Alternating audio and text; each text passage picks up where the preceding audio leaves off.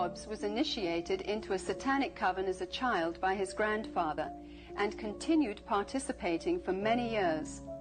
I recently asked Glenn about his involvement in the importance of Halloween to the occultist. I was involved in it as a child. Of course, I was a generational Satanist, what they call a generational Satanist, and what that means is that my family was involved in it and their family before them.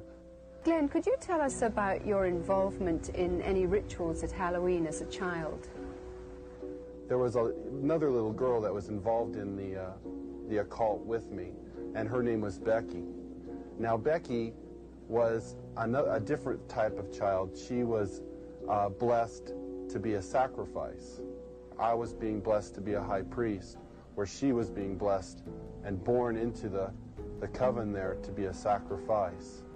Now, we were in a ritual where we were married together.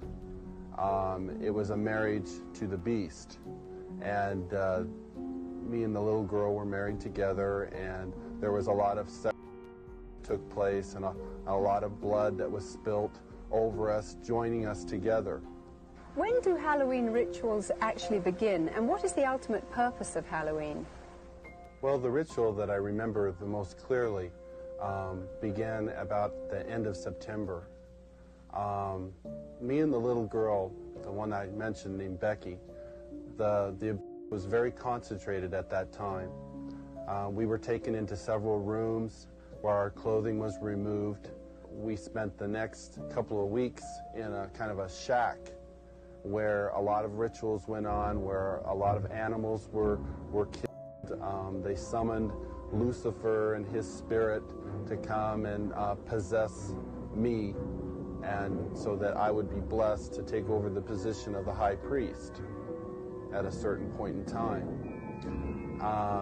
Now, Halloween night, they had again put me and the little girl in the back of this van, and we again drove off, which seemed like for a long time. We were driving once again, and we finally came to this stop. They took the little girl out and they left me in the van.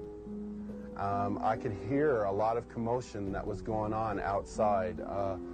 People that were screaming and yelling, and this low murmuring and moaning noise that was going on, like some kind of a low chanting noise that was going on. So I knew in my mind there was some type of a ritual going on, because I'd heard that many times before. You know, it was real common to see people fall on the ground and convulse and go into convulsions during rituals and stuff with the demonic presence that were around.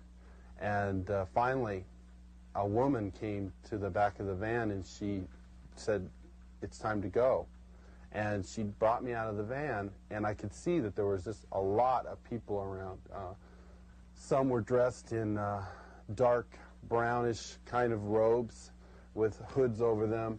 They took me up and they led me up to this stone altar.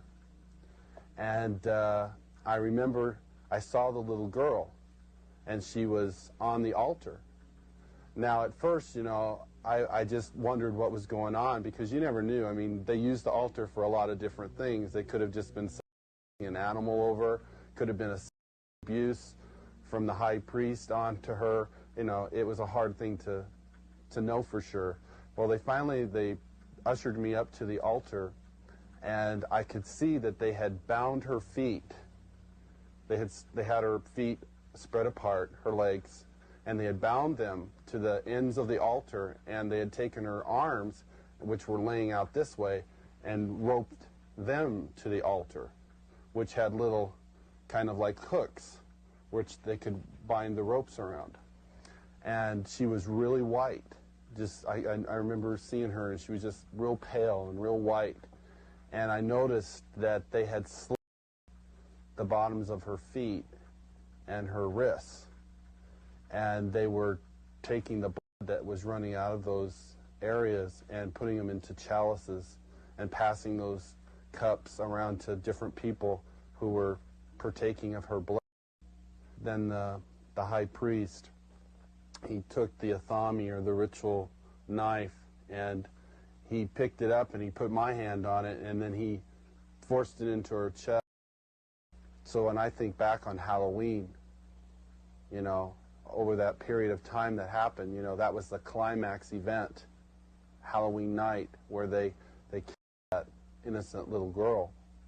And this is something that's happening every Halloween.